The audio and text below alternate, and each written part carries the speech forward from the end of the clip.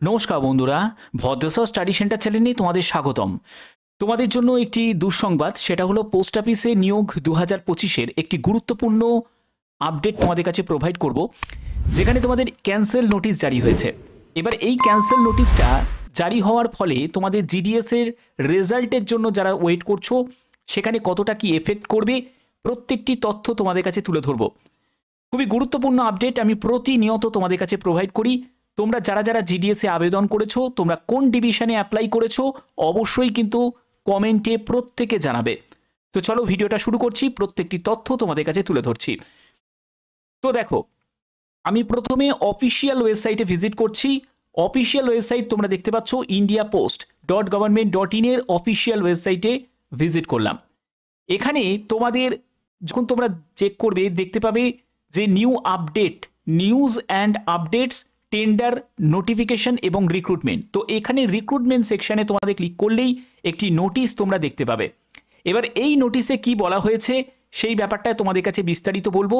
দেখো, তো আমি পিডিএফটা ওপেন করে নিয়েছি। তোমরা এখানে দেখতেই পাচ্ছ government of India, ministry of communication, department of পোস্টের তরফ থেকে এই নোটিশটা জারি হয়েছে। যেখানে দেখো, competent authority, the competent authority has order to cancel, একটা ক্যান্সেল নোটিশ জারি হয়েছে। যেখানে তোমাদের স্টেজ 1 এক্সামিনেশন, যার তোমাদের পরীক্ষা হয়েছিল 27 সেপ্টেম্বর 2024, স্টেজ 2 এর এক্সাম হয়েছিল 3রা ফেব্রুয়ারি থেকে 16ই ফেব্রুয়ারি 2025 পর্যন্ত। কোন পোস্টের? Staff car driver ordinary grade, তার কিন্তু এক্সামকে ক্যান্সেল করে দেওয়া হয়েছে ডিউ টু আনঅ্যাভয়েডেবল সার্কামস্টেন্সে। তো দেখো, একটা কথা তোমাদের বলে রাখি, তোমরা অনেকেই কিন্তু এই স্টাফ কার ড্রাইভারের জন্য আবেদন করেছিলে। অনেকে আমাকে মেল করেছো যে স্যার আমার এক্সাম ভালো হয়েছে, বাট এখানে কিন্তু এক্সামটা তাদের ক্যান্সেল করে দেওয়া হয়েছে। তো পরবর্তী যা নোটিশ আসবে বা পরবর্তী যা আপডেট আসবে সেই আপডেট তোমাদের কাছে পৌঁছে যাবে, কোনো চিন্তার কোনো ব্যাপার নেই।